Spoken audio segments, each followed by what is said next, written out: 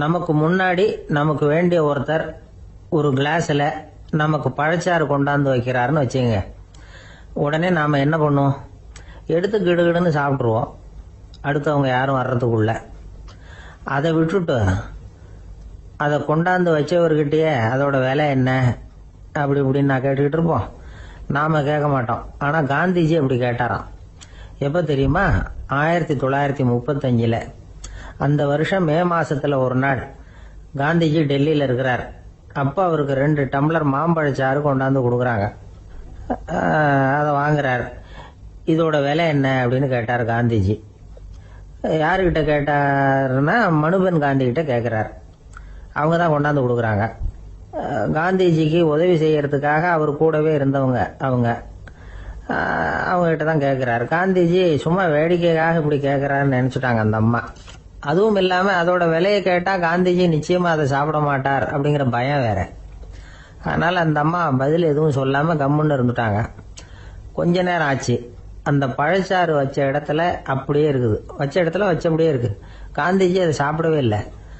மனுபென் காந்தி பார்த்தாங்க. மெதுவாக காந்திஜி கிட்ட போய் அதை சாப்பிடுங்களேன் அப்படின்னாங்க. பழச்சாறு விலை என்னன்னு கேட்டேன். அதுக்கு பதில் இல்லை. அது முதல் தப்பு. பதிலை எதிர்பார்த்திருந்தும் அதை பற்றி விசாரிக்கல. அது 2வது தப்பு.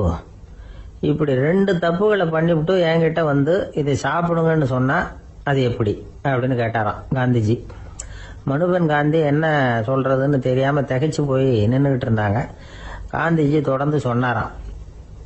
இப்போ என் முன்னாடி வச்சிருக்கிற இந்த பழச்சாறு விலை சுமாராக ஒரு ₹1/2 இருக்கும். அது அந்த காலத்து மதிப்பு. இந்த பழச்சாறு இல்லாமல் கூட என்னால் இருக்க முடியும். ஆனால் அவசியமான பொருள்களை வாங்கறதுக்கு கூட சக்தி இல்லாத மக்கள் இந்த நாட்டில் நிறைய பேர் இருக்கிறாங்க. அப்படி இருக்கிறப்போ எனக்கு என்னத்துக்கு இந்த விலை உயர்ந்த பானம்? இதை இப்போ நான் சாப்பிட்டா என் உடம்பு வேணும்னா ஆரோக்கியமாகலாம், ஆனால் என் மனசு அமைதி அடையாது. எனக்கு என்னுடைய உடல் ஆரோக்கியத்தை விட மன ஆரோக்கியம்தான் முக்கியம். அதனால் இதை நான் சாப்பிட மாட்டேன், எடுத்துகிட்டு போயிடு அப்படின்னாராம். அந்த சமயத்தில் ஒரு அகதி பொண்ணு 2 குழந்தைகளோட காந்திஜியை பார்க்கறதுக்காக வந்தது. வணக்கம் சொல்லிச்சு. காந்திஜி உடனே தனக்கு முன்னாடி இருந்த பழச்சாற்றை எடுத்து அந்த பொண்ணுகிட்டையும் குழந்தைகள்கிட்டையும் கொடுத்து சாப்பிட சொன்னார். அவங்க அதை வாங்கி ரொம்ப சந்தோஷத்தோடு சாப்பிட்டாங்களாம். அதை பார்த்த காந்திஜி முகத்தில் ஒரு புன்னகை, ஒரு பரவசம், ஒரு திருப்தி. அவர் மனசு நிறைஞ்சி இருந்தது. அப்போ அவர் சொன்னாராம், ஆண்டவன் எனக்கு எப்பவும் சரியான சமயத்தில் கை கொடுப்பாருங்கிறது அதுக்கு இதுதான் அத்தாட்சி. நான் ஒரு இக்கட்டான சூழ்நிலையில் இருக்கிறப்ப கூட கடவுளின் கருணையால் அந்த சூழ்நிலை என்னை பாதிக்கலை. என் கூட இவ்வளவு நாள் பழகியும் கூட இங்கே இருக்கிறவங்க எனக்கு அதிக விலையுள்ள பழரசத்தை கொடுத்தாங்க. ஆனால் சரியான நேரத்தில் அதை சாப்பிட வேண்டியவங்களை என்கிட்ட அனுப்பி வச்சு என்னை சந்தோஷப்படுத்தினார் கடவுள். அவருக்கு நன்றி அப்படின்னாராம் மகாத்மா காந்தி. உடல் ஆரோக்கியத்தை விட மன ஆரோக்கியம்தான் எனக்கு முக்கியம்னு சொன்னார் பாருங்க. அதை நாம் எல்லாரும் மனப்பூர்வமாக இன்னைக்கு சிந்திச்சு பார்க்கணும். இந்த காலத்தில் எல்லாரும் அப்படியா நினைக்கிறாங்க? எனக்கு தெரிஞ்ச ஒருத்தர் இருந்தார். தினமும் காலையில் ஒரு காஃபி சாப்பிட உட்கார்ற நேரத்தில் பக்கத்து வீட்டுக்காரர் வந்து சேருவார் கரெக்டாக. உடனே அவரும் தனக்குன்னு வந்திருக்கிற காப்பியை எடுத்து மனப்பூர்வமாக பக்கத்து வீட்டுக்காரர்கிட்ட கொடுத்துருவார். அதுக்கப்புறம் அவருக்காக வேற காப்பி போட்டு கொண்டாந்து கொடுத்தாலும் வேண்டான்னு சொல்லிடுவார். ஆண்டவனா பார்த்து சரியான நேரத்தில் அவரை எங்கள் வீட்டுக்கு தினமும் அனுப்பி வைக்கிறார் அப்படிம்பார். ஏன் அப்படி சொல்கிறீங்க அப்படின்னு கேட்டோம் ஒரு நாள். அதுக்கு அவர் சொல்கிறார், எனக்கு என்னோட உடல் ஆரோக்கியம்தான் முக்கியம். இதை கடவுள் புரிஞ்சுக்கிட்டு எங்கள் வீட்டு காப்பியை சாப்பிட்றதுக்கு தினமும் அடுத்த வீட்டுக்காரனை அனுப்பி வைக்கிறார் அப்படின்னார். ஐயா, என்னுடைய நூல் வெளியீட்டு விழாவுக்கு அவசியம் நீங்கள் வரணும் அப்படின்னு கூப்பிட்டார் ஒருத்தர். எப்போ வரணும்னு கேட்டேன். அடுத்த வாரம்னார். சரி, புத்தகம் தயாராகிட்டுதா அப்படின்னு. நாளைக்கு தான் அச்சிக்க கொடுக்க போறேன்னார். என்னங்க இது, புத்தகம் அச்சிடுறதுக்கு முன்னாடியே அழைப்புதழை வந்து அச்சடிச்சு விட்டீங்களே அப்படின்னு கேட்டேன். அதனால என்னங்க, அந்த காலம் மாதிரி அப்போல்லாம் அச்சுக்கலை வந்து எவ்வளவோ முன்னேறியாச்சுங்க. Linotype, monotype, phototype, laser, இப்படி என்னென்னமோ வந்தாச்சு. இன்னைக்கு கொடுத்தா நாளைக்கே புத்தகம் தயார் அப்படின்னார். இப்படி இந்த அளவுக்கு முன்னேறி இருக்கிற இந்த அச்சுக்கலை ஆரம்பத்தில் எப்படி இருந்தது தெரியுமா? அந்த காலத்துல காகிதம்னா என்னன்னே தெரியாது. அப்படி ஒன்று கண்டுபிடிக்கப்படவே இல்லை. அப்போ அப்பெல்லாம் எதையாவது ஒண்ணு எழுதணும்னா அதுக்கு ஆட்டு தோலை தான் பயன்படுத்தி இருக்கிறாங்க. கண்ணுக்குட்டி தோல் கூட அதுக்கு உபயோகப்பட்டுதான். ஐரோப்பாவில் இருந்த பாதிரியார்கள் தோல்ல எழுதப்பட்ட புத்தகத்தை தயாரிக்கிறதுல ரொம்ப கெட்டிக்காரங்களாம். எகிப்து, அப்புறம் மத்திய தரைக்கடல் ஓரத்துல உள்ள நாடுகள், இங்க எல்லாம் தோல் தான் எழுது பொருளா பயன்பட்டு வந்திருக்குது. ஆனா நம்ம நாட்டுல ஓலைச்சுவடிகளை எழுத்துக்கு பயன்படுத்தி இருக்கிறாங்க. எழுதுறதுக்கு தோலை பயன்படுத்தினவங்க பிறகு பேப்பரைஸ் அப்படிங்கிற கோரை புல்ல அதுக்கு பயன்படுத்தினாங்களாம். இதெல்லாம் அப்படி கொஞ்சம் கொஞ்சமா கண்டுபிடிச்சிட்டு வந்திருக்கிறாங்க. அந்த புல்லை கச்சிதமா நறுக்க வேண்டியது, நல்லா பதப்படுத்த வேண்டியது, அதுக்கப்புறம் அதுல எழுத வேண்டியது, அவ்வளவுதான். பேப்பருங்கிற சொல்லே இந்த பேப்பைரஸ் அப்படிங்கறதுல இருந்து வந்ததுதான். அதுக்கப்புறம் தான் காகிதம் வந்தது. இத முதல்ல சீன நாட்டில தான் கண்டுபிடிச்சாங்க. அது வந்த பிறகு அச்சு எந்திரம் கண்டுபிடிக்க வேண்டிய அவசியம் ஏற்பட்டது. அதை கண்டுபிடிச்சவர் ஜெர்மானிய அறிவியல் அறிஞர் ஜான் கூட்டன்பர்க். அச்சு கலைக்கு அடித்தளம் அமைச்சவர் அவர் தான். ஜெர்மனியில மெயின்ஸ் அப்படிங்கிற ஊர்ல 1399 பிறந்தார். அவரோட மாமன் ஒருத்தர் உலோக வேலையில வல்லவர். அவர்கிட்ட இந்த வேலையை கத்துக்கிட்டார். அதோட வைர கற்களை பட்டை தீட்டுறதுலயும் ரொம்ப தேர்ச்சி பெற்றிருந்தார். இளம் வயசுலயே சும்மா இருக்க மாட்டாராம். எதை செஞ்சாலும் அதை திறமையா செய்வாராம். அவர் தான் முதல்ல மர அச்சு எழுத்துக்களை உருவாக்கினார். அது மேல மை தடவி பிரதிகள் எடுத்தார். அதுக்கப்புறம் உலோக எழுத்துக்கள், முதல்ல காரியம், அப்புறம் இரும்பு, அப்புறம் கலப்பு உலோகம், பிறகு அச்சடிக்கிறதுக்கு எந்திரம் ஒன்னையும் உருவாக்கினார். முதல்ல பைபிள் அச்சடிச்சார். 1468 அவர் இறந்து போனார். 16ஆம் நூற்றாண்டுல மேலை நாடுகள்ல இருந்து மர எழுத்துக்களை கொண்டுகிட்டு தமிழ்நாட்டுல கிறிஸ்துவ நூல்களை அச்சிட்டாங்க. அப்பெல்லாம் அச்சகங்கள் போதிய அளவுக்கு இங்க இல்ல. அதுக்கு என்ன காரணம்னா, இந்தியர்கள் அச்சகங்களை நடத்தக்கூடாது அப்படின்னு சட்டம். 1835 வரைக்கும் அந்த சட்டம் நடைமுறையில இருந்தது. இந்த நிலைமையில அங்கேயும் இங்கேயுமா 1-2 அச்சகங்கள் ஆரம்பமாச்சு. 1713 தரங்கம்பாடியில லூத்தரன் மிஷன் அச்சகம், அதே ஆண்டுல சென்னையில SPCK அச்சகம். இது ரெண்டும் தான் இந்தியாவில முதல்ல தொடங்கப்பட்ட அச்சகங்கள். ஆட்டுத்தோல்லையும் ஓலைச்சுவடியிலையும் எழுதப்பட்ட எழுத்துக்கள் இன்னைக்கு எங்கேயோ போயிட்டுது. ஆனா நம்ம ஊர்ல எழுத்தாளர்கள் நிலைமை தான் ஒன்னும் சொல்லிக்கிறது மாதிரி இல்ல. நம்ம ஆள் ஒருத்தர் சொன்னார், சார் நான் சொந்தத்துல ஒரு அச்சாபீஸ் வச்சிருந்தேன், இப்பவும் வச்சிருக்கிறேன். அதனால என்னுடைய படைப்புகளை புத்தகமா வெளியிடுறதுல எனக்கு ஒன்னும் கஷ்டம் இல்ல. வருஷத்துக்கு ஒரு புத்தகம் எழுதி வெளியிட்டுருவேன். 15 வருஷமா இலக்கிய உலகத்துக்கு இப்படி சேவை செஞ்சுக்கிட்டு வர்றேன். ஆனா இந்த வருஷம்தான் வாசகர்கள் எனக்கு பாராட்டு விழா நடத்தி இருக்கிறாங்க அப்படின்னார். இந்த வருஷம் அப்படி என்ன விசேஷம் அப்படின்னு கேட்டோம். இந்த வருஷம்தான் நான் எந்த புத்தகம் எழுதி வெளியிடாம இருந்தேன், அதுக்காகத்தான் எனக்கு இந்த பாராட்டு விழா அப்படின்னார். ஒரு ராஜா இருந்தார். நாடு பூராவும் நிறைய மரங்களை நட்டு வளர்க்கணுங்கிறது அவரோட ஆசை. தானே அதுக்கு முன்மாதிரியா இருக்கணும்னு நினைச்சார். அரண்மனையை சுத்தி மரங்களை நட்டு வளர்த்தார். இத பார்த்துட்டு ஜனங்களும் அவங்கவுங்க வீட்டை சுத்தி மரக்கன்றுகளை நட்டு வளர்த்தாங்க.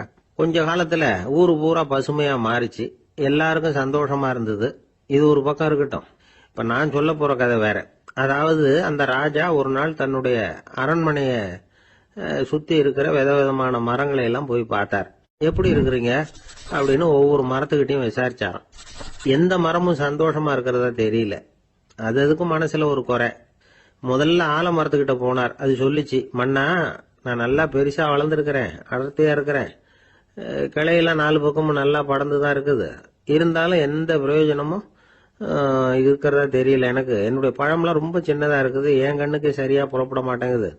நான் இருக்கிற சைஸுக்கு என்னுடைய கிளையில இருக்கிற பழம்லாம் எவ்வளவு பெருசா இருக்கணும், அது இத்தினூண்டு இருக்கிறது எனக்கு பெரிய அவமானமா இருக்கு. இப்படி இங்க நின்றுகிட்டு இருக்கிறதே ரொம்ப கூச்சமா இருக்கு. ஒரு நல்ல புயல் வந்ததுன்னா பேசாம சாஞ்சு விடலாமான்னு பாக்குறேன் அப்படின்னு புலம்புது ஆலமரம். சரி இருக்கட்டும்னு நினைச்சுக்கிட்டு ராஜா அடுத்தபடியா ஒரு அத்தி மரத்துக்கிட்ட போனார். அதுவும் புலம்ப ஆரம்பிச்சுட்டுது. நான் கூட பெரிய மரம் தான், இல்ல இலையெல்லாம் அழகா தான் இருக்குது, பழம் அழகா இருக்குது, இருந்தாலும் உள்ள விஷயம் இல்லையே. அத்தி பழத்தை புட்டு பார்த்தா அத்தனையும் சொத்த அப்படின்னு பழமொழியே உண்டாயிட்டுத. இப்படி ஒரு கெட்ட பேரோட நான் இருக்கணுமா அப்படின்னு புலம்புது அது. சரி இது இருக்கட்டும் அப்படின்னு சொல்லி அடுத்தபடியா வேப்ப மரத்துக்கிட்ட போனார். அது தன்னுடைய வேதனையை வெளியிட்டது. எனக்கு எவ்வளவோ மருத்துவ குணங்கள்லாம் இருக்கிறதா சொல்லிக்கிறாங்க, இருந்தாலும் என்ன பிரயோஜனம், என்னுடைய பழத்தை மனிதர்கள் யாரும் விரும்பி சாப்பிடுறது இல்லையே அப்படின்னுது. ராஜா அடுத்தாப்புல இருந்து ஒரு பனை மரத்துக்கிட்ட போனார். நான் நல்லா உயரமா தான் வளர்ந்துருக்கிறேன், மற்ற மரங்கள்லாம் என்னை வந்து அண்ணாந்து தான் பார்க்கணும், இருந்தாலும் என்கிட்ட நிழலுக்காக யாரும் வந்து ஒதுங்கறது இல்லையே அப்படின்னது. என்ன இது எல்லா மரமும் இப்படி திருப்தி இல்லாம இருந்துகிட்டு இருக்குதே அப்படின்னு நினைச்சுக்கிட்டே ராஜா அடுத்தபடியா அங்க இருந்த ஒரு பைன் மரத்துக்கிட்ட போனார். அழகா உயரமா பசுமையா தான் இருந்தது, ஆனா பழமோ பூவோ கிடையாது. அதை நினைச்சு அது வருத்தப்பட்டுக்கிட்டு இருக்குது. ஓக் மரம் அது ஒன்று நின்றுட்டு இருந்தது. அது என்ன சொல்லிச்சுன்னா, இலையுதிர் காலத்துல என் மேல இருக்கிற எல்லா இலைகளும் உதிர்ந்து போடுது, முடி கொட்டின மனிதர்கள் மாதிரி மொட்டையா நான் நிக்க வேண்டி இருக்குது, என்ன வாழ்க்கை இது அப்படின்னு சொல்லி அழுத்துக்கிட்டது. சரி, புளிய மரம் என்ன சொல்லுது பாப்போம்னு அதுகிட்ட போனா, என்னுடைய நிழல்ல யாருமே தங்க மாட்டாங்க, உடம்புக்கு சூடுன்னு ஒதுங்கி போயிடுவாங்க, அடிமரத்தை பாத்தீங்கன்னா பட்டையெல்லாம் உறிஞ்சி பாக்குறதுக்கே கேவலமா இருப்பேன் அப்படின்னுது அது. முருங்கை மரம் என்ன சொல்லிச்சு தெரியுமா, என்னுடைய இலை காயெல்லாம் சாப்பிட்றவங்களுக்கு சத்து கொடுக்கறது வாசம் தான், ஆனா என் உடம்புல சத்தே கிடையாது, கொஞ்சம் வேகமா காத்து அடிச்சதுன்னா முறிஞ்சு விழுந்துடுறேன், என்ன வாழ்க்கை இது அப்படின்னு சொல்லி அது வருத்தப்பட்டது. ராஜா யோசனை பண்ணார், என்ன இது மரங்கள் வந்து பூமியின் வரங்கள்னு சொல்றோம், மழை பெய்யறதுக்கு அதுதான் காரணம், பூமி செழிப்பா இருக்கிறதுக்கும் அதுதான் காரணம், வீடு கட்டுறதுக்கு மரம், நாற்காலி செய்ய உபயோகப்படுத்துறதுக்கும் அதுதான் உபயோகப்படுது, மனுஷனுக்கு வேண்டிய ஆகாரங்களையும் கொடுக்குது, இப்படியெல்லாம் இருந்தும் எல்லா மரமும் நிம்மதி இல்லாம இருந்துகிட்டு இருக்குதே அப்படின்னு நினைச்சார். அப்போ அங்க இருந்த ஒரு மகிழ மரம் அவர் கண்ணுல பட்டது. அந்த மரம் மட்டும் கொஞ்சம் நிம்மதியா மகிழ்ச்சியா இருக்கிறது மாதிரி தெரிஞ்சுது. உடனே ராஜா அதுகிட்ட போனார். உனக்கு மனசுல எதுவும் குறை இல்லையான்னு கேட்டார். இல்ல, நான் சந்தோஷமா தான் இருக்கேன்னு அந்த மகிழ மரம். அப்படியான்னு ஆச்சரியமா கேட்டார் ராஜா. ஆமா மன்னா, இந்த இடத்துல நீங்க ஒரு முருங்கை மரத்தையோ வேப்ப மரத்தையோ கூட நட்டிருக்கலாம், ஆனா இந்த இடத்துல நடுறதுக்கு என்ன தேர்ந்தெடுத்திருக்கிறீங்க, அதுவே எனக்கு பெருமை, அதுவே எனக்கு திருப்தி அப்படின்னு தான் மகிழ மரம். மகிழ மரம் சாதாரணமா தான் இருக்கும், இளம் மஞ்சள் நிறத்துல பூக்கள், அது காய்ந்தும் மனம் வீசும். மகிழ மரம் மாதிரி மன திருப்தியோட வாழறதுக்கு நாம கத்துக்கணுமா. நாம இந்த உலகத்துல ஒரு நாயாவோ நரியாவோ கூட பிறந்திருக்கலாம், மனுஷனா பிறந்திருக்கிறோம், அதுவே பெருமை தானே. இந்த நிறைவு தான் மகிழ்ச்சியின் ரகசியம். ஒரு பையன் அப்பா கிட்ட போய், அப்பா நீங்க இந்த உலகத்துல ஒரு மனுஷனா பிறந்தது என்னோட அதிர்ஷ்டம் நானா. ஏண்டா அப்படி சொல்றேன்னு இருக்காரு அப்பா. நீங்க ஒரு கரடியா பிறந்திருந்தா இந்நேரம் நானும் ஒரு கரடி குட்டியா தானே இருந்திருப்பேன் அப்படின்னு நானா பையன். இந்த உலகத்துல நாம நல்லபடியா இருக்கணும்னா அதுக்கு முக்கியமா தேவைப்படுறது ரெண்டு, ஒன்னு செல்வம், இன்னொன்னு அறிவு. சரி, இது ரெண்டுல சிறந்தது எது அப்படின்னு ஒரு கேள்வி கேட்டா என்ன பதில் சொல்றது? இதே கேள்விய ஹஸ்ரத் அலி அவர்கள் கிட்ட கேட்டாங்களாம். அவர் ஒரு பெரிய அறிஞர். கேள்வி கேட்டவங்களும் சாதாரண ஆட்கள் இல்லை, இவங்களும் அறிஞர்கள். ஒரு நாள் ஹஸ்ரத் அலி அவர்கள்கிட்ட 10 அறிஞர்கள் வந்தாங்களாம். ஐயா, நாங்க 10 பேரும் உங்ககிட்ட ஒரே கேள்வியை தான் கேட்க வந்திருக்கிறோம், ஆனா எங்க 10 பேருக்கும் நீங்க தனித்தனியா பதில் சொல்ல முடியுமா அப்படின்னு கேட்டிருக்காங்க. அதாவது அவங்க ஒரே கேள்விக்கு இவர்கிட்ட இருந்து 10 விதமான பதில் எதிர்பார்க்கறாங்க. சரி கேளுங்க, என்ன கேள்வி அப்படின்னாரு அவர். அப்பதான் அவங்க கேட்டாங்களாம், செல்வம் அறிவு இது ரெண்டுல சிறந்தது எது, இதுதான் கேள்வி. ஹஸ்ரத் அலி என்ன பண்ணார் தெரியுமா, அவங்கள ஒவ்வொருத்தரா கூப்பிட்டார், ஒவ்வொரு விதமான பதில சொல்லி அனுப்புனார். முதல்ல ஒருத்தரை கூப்பிட்டார், சொன்னார், அறிவுங்கிறது தீர்க்கதரிசிகள், ஞானிகள், மகான்கள் இவங்களோட பரம்பரை சொத்து, ஆனா செல்வம்ங்கிறது கொடுங்கோலரின் ஆயுதம், அதனால அறிவு தான் சிறந்தது அப்படின்னார். 2வது ஆளை கூப்பிட்டார், உங்ககிட்ட செல்வம் இருந்தா நீங்க தான் அதை காப்பாற்றணும், ஆனா அறிவு வந்து உங்களை எப்பவும் காப்பாற்றும், ஆகவே அறிவு தான் சிறந்தது அப்படின்னார். 3வது ஆளை கூப்பிட்டார், செல்வந்தனுக்கு எப்போதும் விரோதிகள் அதிகம், ஆனா அறிஞனுக்கு நண்பர்கள் அதிகம், அதனால அறிவு தான் சிறந்ததுன்னார். அடுத்தவரை கூப்பிட்டார், செல்வம் அடுத்தவங்களுக்கு கொடுக்க கொடுக்க குறையும், ஆனா கல்விங்கிறது அதிகரிச்சுக்கிட்டே வரும், கொடுக்கறதுனால குறையாது, அதனால அறிவு தான் சிறந்ததுன்னார். இன்னொருத்தரை கூப்பிட்டார், அறிவுள்ளவன் எப்பவும் வந்து அதை அடுத்தவங்களுக்கு வாரி வழங்கிக்கிட்டே இருப்பான், அதனால அவங்ககிட்ட தாராளத்தன்மை இருக்கும், ஆனா செல்வந்தன் கிட்ட கஞ்சத்தனம் தான் இருக்கும், அதனால அறிவு தான் சிறந்ததுன்னார். 6வது நபரை கூப்பிட்டார், செல்வத்தை வந்து கள்வர்கள் திருடிட்டு போக முடியும், ஆனா அறிவை வந்து அப்படி திருடிட்டு போக முடியாது அப்படின்னார். 7வது நபரை கூப்பிட்டார், செல்வம் வந்து கால ஓட்டத்துல அழிஞ்சிரும், ஆனா அறிவை வந்து கால ஓட்டம் ஒன்றும் பண்ண முடியாது, ஆகவே அறிவே சிறந்ததுன்னார். 8வது ஆளை கூப்பிட்டு சொன்னார், செல்வத்துக்கு எப்பவும் எல்லை உண்டு, நிறைவு உண்டு, அளவு உண்டு, கணக்கு உண்டு, ஆனா அறிவுக்கு அப்படிப்பட்ட எல்லை எதுவும் கிடையாது, அதனால அதுதான் சிறந்ததுன்னார். அடுத்தவனை கூப்பிட்டார், செல்வம் உள்ளத்துல உள்ள ஒளியை போக்கிவிடும், இருட்டை உண்டாக்கிவிடும், விரிந்த மனப்பான்மையை குறுகலாக்கிவிடும். ஆனா அறிவு அப்படி இல்லை, இருண்ட உள்ளத்துல ஒளியை பாய்ச்சி அதை விசாலப்படுத்துது, அதுதான் சிறந்ததுன்னார். கடைசியா 10வது நபரை கூப்பிட்டார். செல்வம் மனசுல செருக்கை உண்டாக்குது, ஆணவத்தை ஏற்படுத்துது, அதனால நானே கடவுள்னு நினைக்கிற அளவுக்கு மனுஷனை தாழ்த்தி விடுது. ஆனா அறிவு பணிவையும் பண்பாட்டையும் வளர்க்குது, அதனால அறிவு தான் சிறந்ததுன்னார். ஆக இப்படி 10 பேருக்கும் 10 விதமா பதில் சொன்னது மூலமா ஹஸ்ரத் அலி அவர்கள் அறிவு தான் செல்வத்தை விட சிறந்தது அப்படிங்கறதுக்கு 10 காரணங்களை சுட்டி காட்டியிருக்கார். அந்த அறிஞர் 10 பேர் கேட்ட ஒரே கேள்விக்கு 10 பதில சொன்னார். நமக்கு வேண்டிய ஒருத்தர் 10 பேர் கேட்ட கேள்விக்கு ஒரே பதில சொல்லி சமாளிச்சார். கேள்வி என்ன தெரியுமா? என்கிட்ட வாங்கின கடனை எப்பயா திருப்பி கொடுக்க போற? இதுதான் அந்த 10 பேரும் கேட்ட ஒரே கேள்வி. இந்த மாசம் 26ஆம் தேதி தந்துடுறேன் அப்படிங்கிற ஒரே பதில சொல்லி அவ்வளவு பேரையும் இவர் அனுப்பி வச்சுட்டாராம். எல்லாரும் போனதுக்கு அப்புறம் இவரை தனியா கூப்பிட்டு கேட்டிருக்கிறாங்க, அது என்ன சார் கணக்கு 26ஆம் தேதி, அன்னைக்கு என்ன அதிசயம் நடக்க போகுது அப்படின்னு கேட்டிருக்காங்க. அதிசயம் அன்னைக்கு இல்ல, அதுக்கு முத நாளே நடக்க போகுதுன்னாராம். விவரமா சொல்லுங்கன்னு இருக்காங்க. வேற ஒண்ணும் இல்லைங்க, 26ஆம் தேதி தானே எல்லாரையும் வர சொல்லி இருக்கிறேன், அதுக்கு முத நாளே நான் புறப்பட்டு தலைமறைவாயிட போறேன் அப்படின்னாராம் ரொம்ப பெருமையா. ஒரு பெரிய காடு, அந்த காட்டுக்கு மத்தியில ஒரு ஆசிரமம். அங்க ஒரு முனிவர் இருந்தார். பல இடங்கள்ல இருந்து வர்ற குழந்தைகளுக்கு அவர் பாடம் சொல்லி கொடுத்துட்டு இருக்கிறார். ஏழை பணக்காரர் அப்படிங்கிற வித்தியாசம் எல்லாம் கிடையாதுங்க. எல்லாரும் அவர்கிட்ட தங்கள் பிள்ளைகளை அனுப்பி வச்சாங்க. மன்னர்களுடைய பிள்ளைங்க கூட அங்க அவர்கிட்ட தான் படிக்கிறதுக்கு வருவாங்க. ஆனா அந்த முனிவரை பொறுத்த வரைக்கும் எல்லா பிள்ளைங்களும் ஒண்ணுதான். இது யார் வீட்டு பிள்ளைன்னு எல்லாம் பார்க்க மாட்டார், எல்லாரும் சமம். மாணவர்கள்லாம் அங்கேயே மாச கணக்குல வருஷ கணக்குல தங்கி இருந்து பாடம் கத்துக்கிட்டு போறது வழக்கம். அவரா பார்த்து போன்னு சொல்ற வரைக்கும் அங்கேயே இருக்கணும், படிக்கணும், குருகுல வாசம். ஒரு சமயம் ஒரு ராஜகுமாரனும் அவர்கிட்ட படிச்சுக்கிட்டு இருந்தான். அவனுக்கு ஒரு 15 வயசு இருக்கும். சில வருஷம் கழிச்சு அந்த முனிவர் தன்கிட்ட இருக்கிற மாணவர்களுக்கெல்லாம் பரீட்சை வச்சார். அவங்களுடைய அறிவு முதிர்ச்சியை கணிக்கிறதுக்காக பல சோதனைகள்லாம் வச்சார். ஒவ்வொருத்தரா பார்த்து இனிமே நீங்க உங்க வீட்டுக்கு போகலாம் அப்படின்னு சொல்லி அனுப்பி வச்சுக்கிட்டு இருக்கிறார். எல்லாரும் போயிட்டாங்க. கடைசியா மிஞ்சி இருந்தது ஒரே ஒரு மாணவன். அவனை மட்டும் வீட்டுக்கு அனுப்பல. யார் அந்த பையன் தெரியுமா? அவன்தான் அந்த ராஜகுமாரன். ராஜகுமாரனுடைய தந்தைக்கு, அதுதான் இந்த ராஜாவுக்கு, அங்க வயசு ஏறிக்கிட்டே போகுது. என்ன இது, படிக்க போன பையன் இன்னும் திரும்பி வரலையே அப்படின்னு நினைச்சார். வந்துட்டா சீக்கிரமா அவனுக்கு பட்டம் கட்டிவிட்டு நாம விலகிக்கலாமே அப்படின்னு நினைச்சாரு. கல்யாணம் வேற பண்ணி பார்க்கணும் பையனுக்கு. ஆனா பையன் வர்ற வழியை காணும். ராஜா பார்த்தார். சரி நேர்லயே போய் என்னன்னு தெரிஞ்சிட்டு வந்துருவோம் அப்படின்னு காட்டுக்கு புறப்பட்டார். அங்க போய் முனிவரை பார்த்தார். முனிவர் இவரை அன்பா வரவேற்று உட்கார வச்சார். அதுக்கப்புறம் ராஜா மெதுவா, எல்லாரையும் வீட்டுக்கு அனுப்பி வச்சுட்டீங்களாமே, என் பிள்ளைய மட்டும் அப்படின்னு சொல்லி மெதுவா இழுத்தார். முனிவர் இதுக்கு உடனே பதில் சொல்லல. ராஜாவை கூப்பிட்டுட்டு போய் விருந்தினர் குடிசையில தங்க வச்சார். அதுக்கப்புறம் சொன்னார், உங்க மகன் எல்லா பாடங்கள்லயும் முதல் இடம் வாங்கியிருக்கான். இப்படி முதலாவதா வர்ற மாணவனுக்கு நாங்க இன்னொரு தேர்வு வைக்கிறது வழக்கம். அதுலயும் அவன் முதலாவதா வந்துட்டான்னா அவன் ஒரு பெரிய வித்வான் அப்படிங்கிற கௌரவத்தை அடைஞ்சிருவான் அப்படின்னார். அதாவது முனிவர் அப்படி சொல்றார். அப்படி சொல்லிவிட்டு போயிட்டார் அவரு. ராஜா அங்கேயே தங்கிட்டார். ராத்திரி படுத்து தூங்கினார்.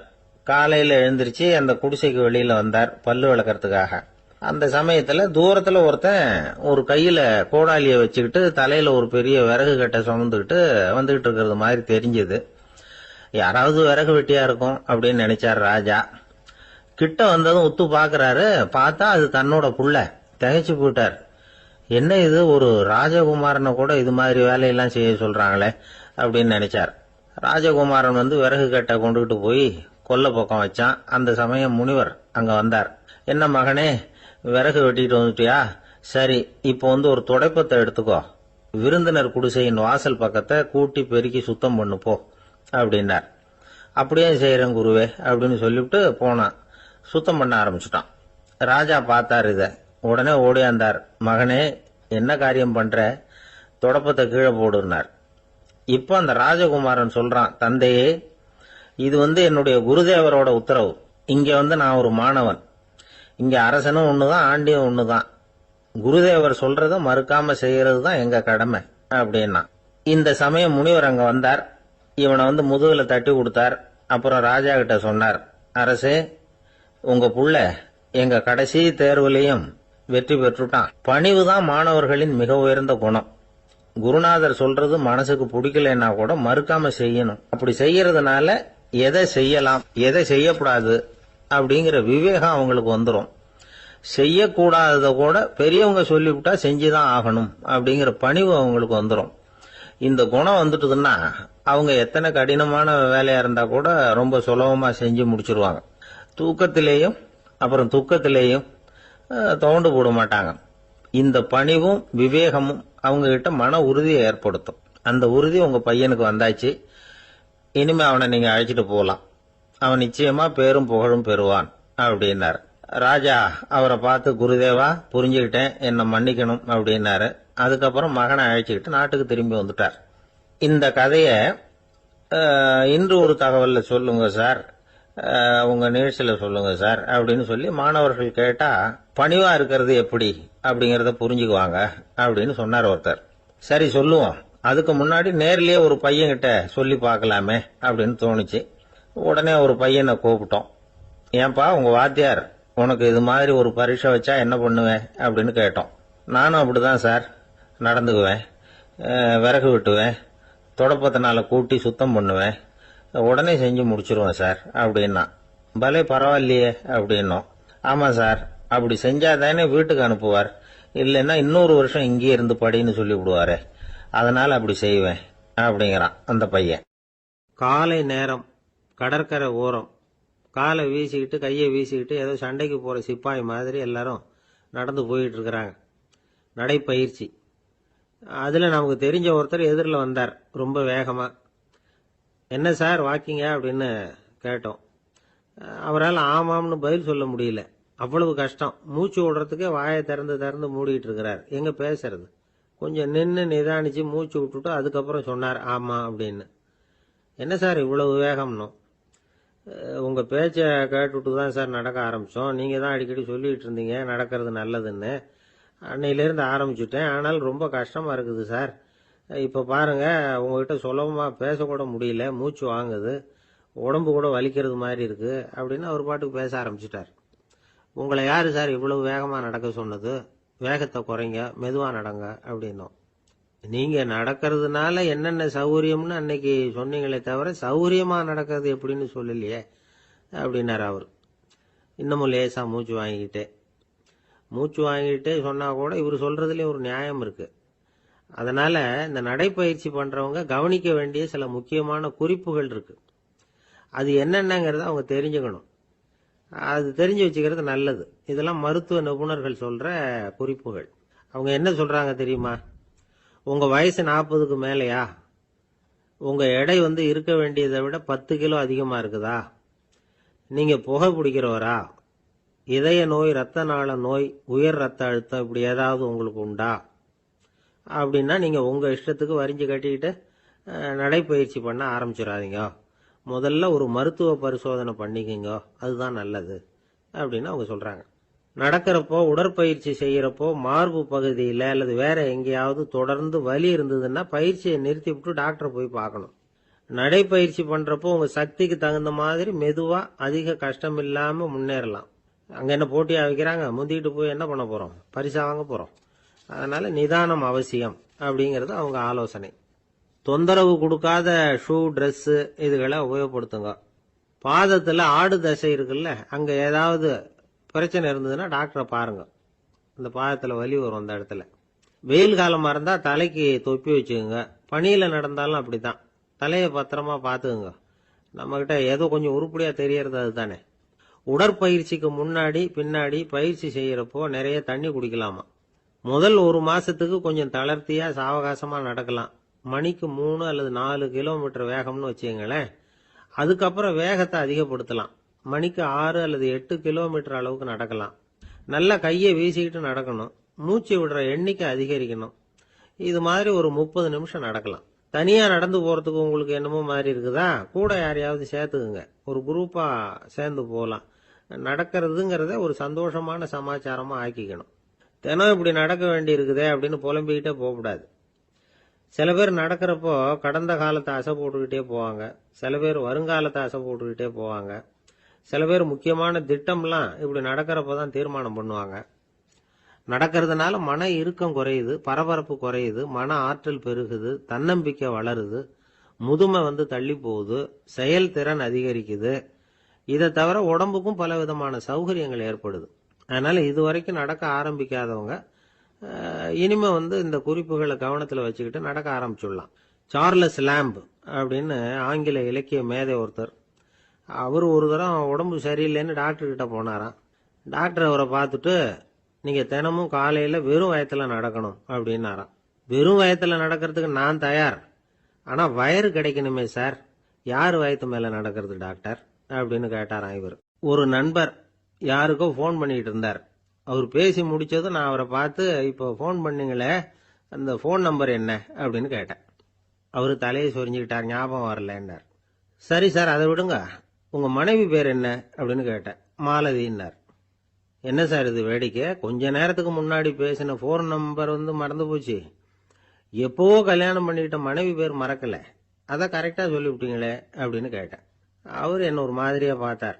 அவரு அப்படி என்ன பார்த்ததுல ஒன்றும் தப்பு இல்லை, ஏன்னா நாம எல்லாருமே அப்படித்தானே, ஒரு குறிப்பிட்ட காரியத்துக்காக தொலைபேசியில ஒருத்தட்ட பேசுறோம், அதுக்கப்புறம் அந்த எண் நமக்கு அனாவசியம், அதனால மறந்துடுறோம். இதுக்கு பேர் தான் தற்காலிக ஞாபகம். ஆனா மனைவி பேரை மறந்துட முடியுமா? முடியாது. அது அவசியமான ஒண்ணு. அடிக்கடி அந்த பேரை உபயோகப்படுத்துறோம், அதனாலேயும் அது முக்கியங்கிறதுனாலேயும் அதை மறக்கிறது இல்லை. இதுக்கு பேரு நிரந்தர ஞாபகம். சரி, இந்த தற்காலிக ஞாபகம், நிரந்தர ஞாபகம், இது ரெண்டு ஞாபக அளவுகளையும் கட்டுப்படுத்துறது எது அப்படின்னா மூளைக்குள்ள நடக்கிற மின்சார நடவடிக்கைகள் தான். தற்காலிக ஞாபகம் ஒரு மின்னல் மாதிரி தோன்றி மறையுது, நிரந்தர ஞாபகம் ஒரு படிவம் போல மூளையில படிஞ்சுடுது. ஒரு சம்பவத்தின் பல பிரதிகள் மூளையில பல்வேறு பகுதிகளிலேயும் படியறதுனால ஒன்னு மறைஞ்சாலும் மறந்தாலும் இன்னொன்னு மறையறதில்ல. இப்படிப்பட்ட நிலைமையில தான் இந்த தொண்டையில இருக்கு, வாயில வரமாட்டேங்குது சார் அப்படிமா. ஒருத்தருக்கு எந்த துறையில ஆர்வமும் ஈடுபாடும் அதிகமோ அது சம்பந்தமான ஞாபக சக்தி அதிகமா இருக்கும். தொழிலை விரும்புகிற ஒரு டெலிபோன் ஆபரேட்டருக்கு எண்கள்லாம் நல்ல ஞாபகம் இருக்கும். அது மாதிரி கவிஞர்களுக்கு வார்த்தைகள் நல்ல ஞாபகத்தில் இருக்கும். இது ஒரு பக்கம் இருந்தாலும் ஒரு மூளை எண்களை விட எழுத்துக்களை விட படங்களை ரொம்ப சுலபமா ஞாபகத்தில் வச்சுக்குது. புரிஞ்சுக்கிற தன்மை, அனுபவம், புத்தி கூர்மை இது கூடி குறையறத பொறுத்து ஞாபக சக்தியும் ஏறும் இறங்கும். இப்போ உதாரணத்துக்கு ஒரு பையனுக்கு படிச்சது எதுவும் ஞாபகத்தில் இல்லைன்னா அவன் அதை சரியா புரிஞ்சுக்கலன்னு அர்த்தம். இந்த மறதிங்கிறது எந்த சமயத்துல ஒரு பிரச்சனை ஆகுது தெரியுமா? உங்களுக்கு வேண்டியப்பட்ட ஒருத்தரை ஞாயிற்றுக்கிழமை சாயந்தரம் சரியா 5 மணிக்கு கடற்கரைக்கு வர சொல்லிவிட்டு அந்த நேரத்தை மறந்துட்டா அது பரவாயில்ல, வர சொன்னதையே மறந்துட்டாதான் நிலைமை மோசம்னு அர்த்தம். இப்படி இருந்தா இது சிகிச்சை எடுத்துக்க வேண்டிய நிலைமைங்கிறத புரிஞ்சுக்கணும். ஆமா, இதுக்கும் மருந்து இருக்கு. ஆனா மூளை குறிப்பிட்ட அளவுக்கு கீழே இயங்குறப்போ இன்னொன்னு சொல்லுவாங்க, இந்த நியூரோ டிரான்ஸ்மிட்டர் அப்படின்னு சொல்லுவாங்க. அப்படிங்கிற மூளை ரசாயனம் ரொம்பவும் குறைஞ்சி போறப்போ மட்டும்தான் உபயோகப்படும். டாக்டர் என்ன சொல்றாங்க தெரியுமா? மூளையை பொறுத்த வரைக்கும் அதுல ஞாபக சக்தி அதிகமா உள்ள மூளை, மறதி உள்ள மூளை அப்படின்னு ஒண்ணும் கிடையாது அப்படிங்கிறாங்க. நினைவு வச்சுக்கிறதுக்கு பயிற்சி அளிக்கப்பட்ட மூளை, பயிற்சியற்ற மூளை அப்படின்னு வேணும்னா சொல்லலாம் அப்படின்னு சொல்றாங்க. அதனால நம்ம ஞாபக சக்திங்கிறது நம்ம கிட்ட இருக்கிற பயிற்சி, முயற்சி இதை பொறுத்து தான் அமையும். ஒருத்தர் ஒரு பென்சிலை எங்கேயோ வச்சுக்கிட்டு தேடிக்கிட்டு இருந்தார். அப்புறம் என்னமோ தீவிரமா யோசனை பண்ணி அதை ஞாபகப்படுத்தி பார்த்துக்கிட்டு இருந்தாராம். எதிரில் உட்கார்ந்து இருந்தவர் சொன்னார், பென்சிலை தானே தேடிட்டு இருக்கீங்க, அது உங்க வலது காதுல இருக்குது சார் அப்படின்னாராம் அவரு. இதுக்கு அவரு சொல்லியிருக்காரு, பென்சிலை வலது காதுல தான் வச்சிருக்கேங்கிறது எனக்கு நல்லா ஞாபகம் இருக்கு, ஆனா எது வலது காதுங்கிறது தான் மறந்து போச்சு அப்படின்னாராம். அவர் அதை தான் யோசிச்சுட்டு இருந்திருக்கிறார். ஒருத்தர் ஓடி வந்தார், இன்னொருத்தரை பார்த்து, சார் உங்க சைக்கிளை ஒரு நாள் இரவல் கொடுங்களேன், பக்கத்து ஊருக்கு போயிட்டு வர வேண்டியிருக்கு அப்படின்னார். இவர் சைக்கிளை கொடுத்து பத்திரமா கொண்டுட்டு போங்கன்னார். சார் இதை பத்திரமா கொண்டு போறேன், கவலையே வேணாம், ஏன்னா இது உங்களோட சைக்கிள் அப்படின்னு நான் நினைக்கல, என்னோட சைக்கிளா நினைக்கிறேன் அப்படின்னார். அதுக்கப்புறம் தான் இவருக்கு உண்மையாவே பயம் வந்துட்டுது. ஏன்னா அவர் சொன்னது மாதிரி அதை தன்னோட சைக்கிளாவே நினைச்சு தள்ளிட்டு போட்டா என்ன பண்றது? எது எதை நம்முடையதா நினைக்கணுங்கிறதுக்கு ஒரு வரையறை இருக்கு. சில பேர் ஆபீஸையே வீடா நினைச்சு விடுறது உண்டு. அப்படிப்பட்டவங்க கூட வீட்டை ஆபீஸா நினைக்கிறது இல்ல. ஏன்னா வீட்டில் இவர் ஆபீசரா நடந்துக்க முடியறதில்ல. இதெல்லாம் ஒரு பக்கம் இருக்கட்டும். இப்போ விஷயத்துக்கு வருவோம். பொறியியல் மேதை டாக்டர் விஸ்வேஸ்வரய்யா இருந்தார் இல்லையா, பாரத ரத்னா விருதெல்லாம் கொடுத்தாங்களே. ஆபீஸ் வேலை வேற, சொந்த வேலை வேற அப்படிங்கிறதுக்கு ஒரு உதாரணமா இருந்தவர் அவர்.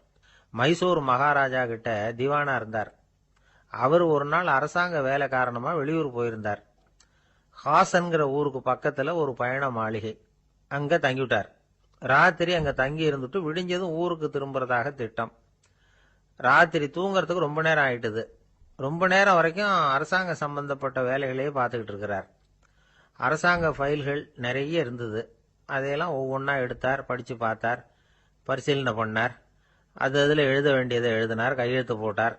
ஒரு வழியாக அந்த வேலையெல்லாம் முடிஞ்சுது. அதுக்கப்புறம் என்ன பண்ணார்னா, தன்னுடைய சூட்கேஸை திறந்தார். அதிலிருந்து 2 மெழுகுவத்தியை எடுத்து கொளுத்தி வச்சார். அந்த பயண மாளிகையில் அது வரைக்கும் எரிஞ்சுக்கிட்டு இருந்த மின்சார விளக்குகளை அணைச்சுட்டார். அதுக்கு பிறகு அந்த மெழுகுவத்தி வெளிச்சத்தில் சில புத்தகங்களை தொடர்ந்து படிக்க ஆரம்பிச்சிட்டார். அந்த பயண மாளிகையில் பணியாளராக இருந்தவர் இதை பார்த்துட்டு ஓடி வந்தார். மறுபடியும் மின் விளக்க போடுறதுக்காக போனார். விஸ்வேஸ்வரய்யா அதை பார்த்துட்டு போட வேணாம்ட்டாராம். இதுவரைக்கும் நான் அரசாங்க அலுவல்களை கவனிச்சுக்கிட்டு இருந்தேன், அதனால மின் விளக்குகள் அப்போ எரிஞ்சதுல தப்பு இல்லை. இப்போ நான் புத்தகம் படிச்சுக்கிட்டு இருக்கேன், இது என்னுடைய சொந்த வேலை. இங்க இருக்கிற மின் விளக்கு அதுக்காக ஏன் எரியணும் அப்படின்னு கேட்டாராம். இப்ப இருக்கிற சில அரசு பணியாளர்கள் கிட்ட இந்த சம்பவத்தை பேச்சோட பேச்சா சொல்லி பார்த்தேன். அவங்களால இதை ஜீரணிக்கவே முடியல. நேர்மை தேவைதான் சார், அதுக்காக அவ்வளவு தூரத்துக்கு அது தேவையா அப்படிங்கிறாங்க. விஸ்வேஸ்வரய்யா அப்படி பண்ணினது தான் ஒரு நேர்மையாளர் அப்படின்னு இந்த உலகத்துக்கு நிரூபிக்கணுங்கிறதுக்காக இல்ல. தான் அப்படி நடந்து காட்டினா தன்னை சுத்தி இருக்கிறவங்களும் அதை கேள்விப்படுறவங்களும் முடிஞ்ச அளவுக்கு பொது வாழ்க்கையில அரசு பணியில நேர்மையை கடைபிடிக்க முயற்சி பண்ணலாமே அப்படிங்கிறதுக்காகத்தான். இப்பவும் சில பேர் இருக்கிறாங்க, இவங்க ஆபீஸ் வேற வீடு வேறன்னு நினைக்கிறது இல்ல, அவ்வளவு உரிமை. ஒருத்தர் அப்படிதான், அவருக்கு அவசரமா 5000 ரூபாய் தேவைப்பட்டது. ஆபீஸ் பணத்தை எடுத்துக்கிட்டார். அந்த நேரம் பார்த்து ஆடிட் வந்துட்டுது. ஆப்பிட்டுக்கிட்டார். விசாரணை நடக்குது. அவர் சொல்றார், சார் நான் நேரம் காலம் பார்க்காம ஆபீஸ்ல வேலை செய்வேன். ஏன்னா அதை என்னோட ஆபீஸா நினைக்கிறேன். அவசரத்துக்கு அந்த பணத்தை எடுத்தேன், மறுபடியும் வச்சுடலாம்னு தான் இருந்தேன். அதுக்குள்ள இப்படி ஆயிட்டுது. நீங்க என்ன நினைச்சாலும் சரி, நான் ஆபீஸ் வேற வீடு வேற அப்படின்னு நினைக்கிறது இல்ல, அது என்னோட சுபாவம் அப்படின்னார். விசாரணை பண்ணவர் தீர்ப்பு வழங்கினார். உங்க சுபாவத்துக்கு மதிப்பு கொடுத்து நானும் தீர்ப்பு வழங்குறேன்.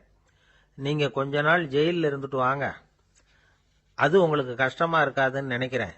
ஏன்னா அங்க போனாலும் நீங்க உங்க சுபாவப்படி வீடு வேற ஜெயில் வேறன்னு நினைக்க மாட்டீங்க அப்படின்னாராம். தானத்துல சிறந்தது எது அப்படின்னு ஒரு கேள்வியை கேட்டு, தானத்துல சிறந்தது நிதானம் அப்படின்னு அதுக்கு ஒரு பதிலும் சொல்றவங்க உண்டு.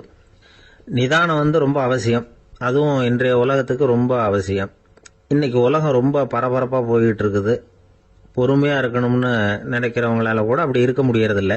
பொறுமையை சோதிக்கிறது மாதிரி பல சம்பவங்கள், அதையெல்லாம் சந்திச்சே தீர வேண்டியிருக்குது. எங்க போனாலும் கியூல நிக்க வேண்டியிருக்குது, எங்க போனாலும் காத்துக்கிட்டு இருக்க வேண்டியிருக்கு. ஆபீஸ்லயோ வீட்லயோ கூட நீங்க நிதானமா பொறுமையா நடந்துக்க தெரியலன்னா உங்களுக்கு சிடுமூஞ்சி முசுடு இப்படிலாம் பேர் வச்சிருவாங்க. அது உங்களுக்கு தேவையா? சரி, வாழ்க்கையில் பொறுமைசாலின்னு பேர் வாங்கறதுக்கு என்ன வழி? முதல் பாயிண்ட், நீங்க நினைக்கிறது, எதிர்பார்க்கறது, செய்யறது எல்லாமே 100% கரெக்டா நடக்கணும்னு ஆசைப்படக்கூடாது. எதுவா இருந்தாலும் அதுல ஓரளவுக்கு தவறு நடக்கலாம் அப்படிங்கறத எதிர்பார்த்தே இருக்கணும். ஓரளவுக்கு அதை அனுமதிக்கணும். ஒரு நண்பரை 6 மணிக்கு ஒரு இடத்துக்கு வர சொல்லி இருக்கிறீங்க. 6 மணிக்கு அவர் வரல, உடனே பொறுமை இழந்து நடந்துக்கப்படாது. ஒரு 10 நிமிஷம் டிலே ஆகலாம். ஒரு வர்ற வழியில பஸ்ஸு கூட ஏதாவது டிராபிக்ல மாட்டிருக்கலாம். அதெல்லாம் எதிர்பார்த்தே கொஞ்சம் காத்திருக்கிறதுல ஒன்றும் தப்பு இல்லை. சில சமயம் டிலே ஆகிறது கூட நல்லதா முடியும். ஒரு பஸ்ஸை தவற விட்டுட்டு ஐயோ கொஞ்சம் ஒரு 2 நிமிஷம் முன்னாடி வந்திருந்தா பிடிச்சிருக்கலாமே அப்படின்னு தவிச்சுக்கிட்டு இருப்பாங்க சில பேர். அடுத்தபடியா வர்ற பஸ் நேரடியா நீங்க போக வேண்டிய இடத்துக்கே கொண்டு போய் விடுற பஸ்ஸா கூட இருக்கலாம். அது உங்களுக்கு முன்னாடி தெரியாதுல்ல. சில நெருக்கடியான சூழ்நிலைகளை தமாஷா எடுத்துக்கிறதுக்கு பழகிக்கணும்.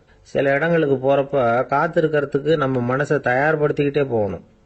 ஒரு ரயிலுக்கோ பஸ்ஸுக்கோ அல்லது விமானத்துக்கோ கப்பல் பிரயாணத்துக்கோ போறப்போ அங்க போய் நீங்க மணிக்கணக்கில் கூட காத்துக்கிட்டு தான் இருக்கணும். புறப்படுற நேரம் கூட மாறலாம். நீங்கள் போய் சேர்ந்ததும் அது உடனே புறப்படணும்னு கட்டாயமாக என்ன? அது மாதிரி சமயத்தில் படிக்கிறதுக்குன்னு சில சுவாரஸ்யமான புத்தகங்களையும் கையில் எடுத்துக்கலாம்.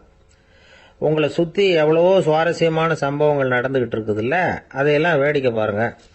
எதுக்காக காத்துக்கிட்டு இருக்கிறோமோ அந்த காரியத்தில் உண்மையாகவே நமக்கு ஒரு அக்கறை இருந்தால் நமக்கு போர் அடிக்காது. சில கோயில்களில் பார்த்துருப்பீங்க, தரிசனத்துக்காக பக்தர்கள் நாள் கணக்கில் காத்துக்கிட்டு இருப்பாங்க. அவங்களெலாம் அழுத்துக்கிறது இல்லை. ஆண்டவனை தரிசிக்கணுங்கிற உண்மையான அக்கறை இருக்கிறதுனால அவங்களுக்கு போர் அடிக்கிறது இல்லை. ஆனால் சில சினிமா தியேட்டரில் கூட பார்க்கலாமே, சினிமா கியூ கூட அப்படி தான். சாயந்தரம் 6 மணி ஆட்டத்துக்கு காலம்பரம் 6 மணிக்கே போய் கூட காத்துக்கிட்டு இருப்பாங்க.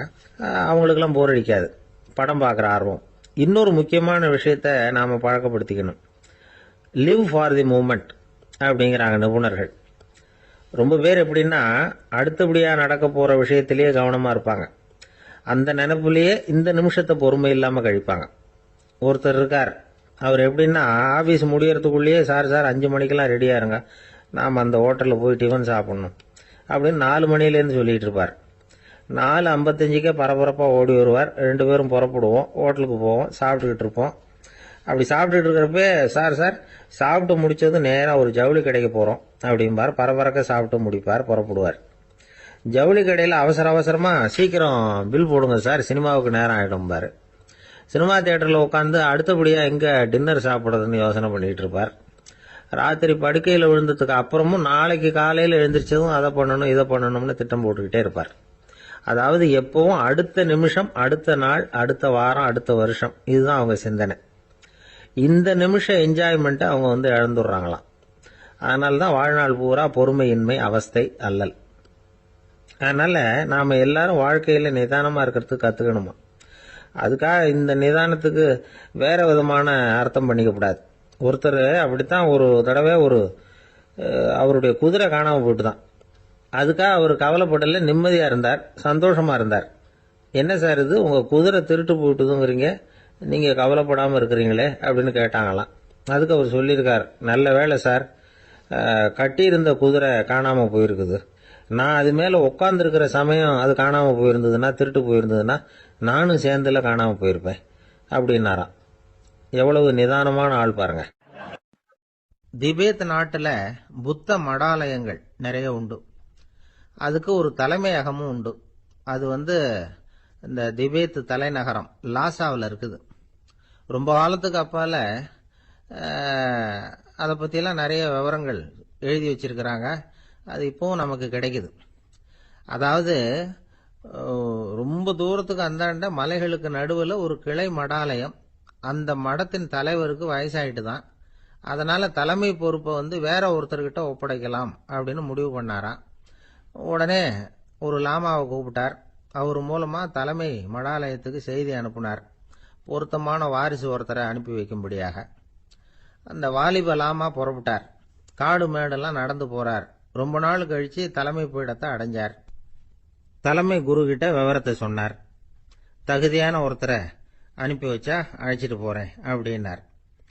சரி, நாளைக்கு காலையில் நீங்கள் அவங்க எல்லாரையும் அழைச்சிட்டு போகலாம்னார் அவர். அவங்க எல்லாரையுமா? அங்கே தேவைப்படுறது ஒருத்தர் தானே அப்படின்னார் இவர். ஆமான்னார். அப்புறம் ஏன் எல்லாரையும் அழைச்சிட்டு போக சொல்கிறீங்கன்னார். அது இப்போ உனக்கு புரியாது. நான் ஒரு 100 பிக்குகளை அனுப்புகிறேன், அதாவது பிட்சுகளை. அவ்வளவு பேரையும் அங்கே வச்சு சமாளிக்க முடியாது அப்படின்னாரு இவர். இருந்தாலும் இப்போ அந்த தலைமை குரு என்ன சொன்னார்னா, அதை பற்றி கவலைப்படாத, நான் 100 பேரை அனுப்புகிறேன். அதில் 99 பேர் வழியிலேயே காணாமல் போடுவாங்க, ஒருத்தன் மட்டும்தான் வருவான். அவனும் அங்கே சேர்ந்துட்டானா நீ ரொம்ப கொடுத்து வச்சவன் அப்படின்னார். இவருக்கு ஒன்றும் புரியல. இருந்தாலும் மறுநாள் அந்த வாலிப லாமா 100 பேரை அழைச்சிக்கிட்டு புறப்பட்டார்.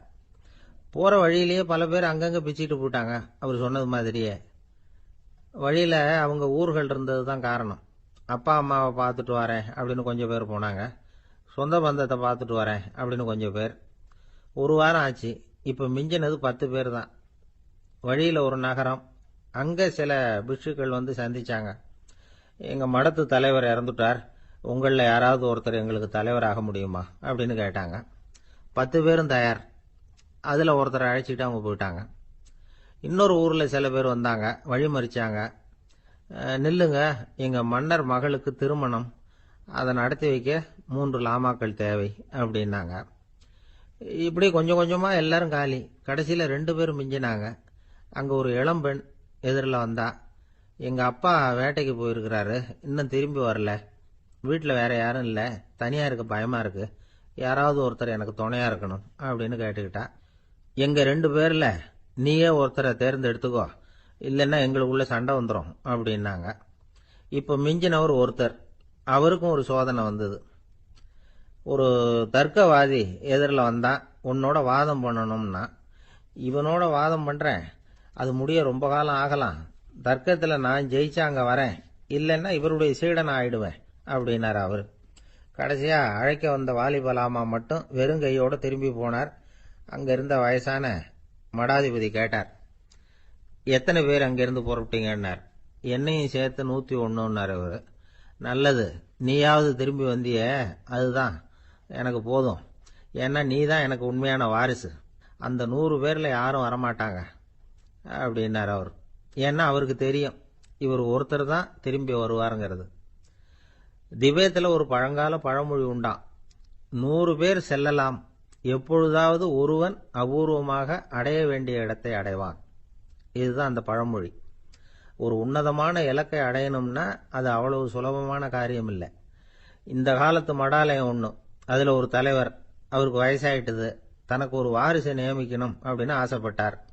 ரொம்ப கஷ்டப்பட்டு ஒருத்தரை பிடிச்சார். தனக்கு வாரிசா நியமிச்சுட்டு அவர் சமாதி ஆயிட்டார். புதுசா பொறுப்பேற்றுக்கிட்டவர் அப்படியே உட்கார்ந்துருந்தார். அவரை தேடிட்டு பத்திரிகை நிருபர்கள்லாம் வந்தாங்க, கேட்டாங்க. அவர் உங்க பொறுப்புல அவர் பெரியவர் விட்டுட்டு போன இது எவ்வளவு சுமாரா தேரும், எவ்வளவு விட்டுட்டு போனார் அப்படின்னு கேட்டிருக்கிறாங்க. அது என்ன ஒரு 50 லட்சம் இருக்கும் அப்படின்னாராம். அவ்வளவும் பணமா அப்படின்னு கேட்டிருக்காங்க. இல்லைங்க, கடன் அப்படின்னாராம் இவர். ஒரு காட்டுல ஒரு நரி இருந்தது.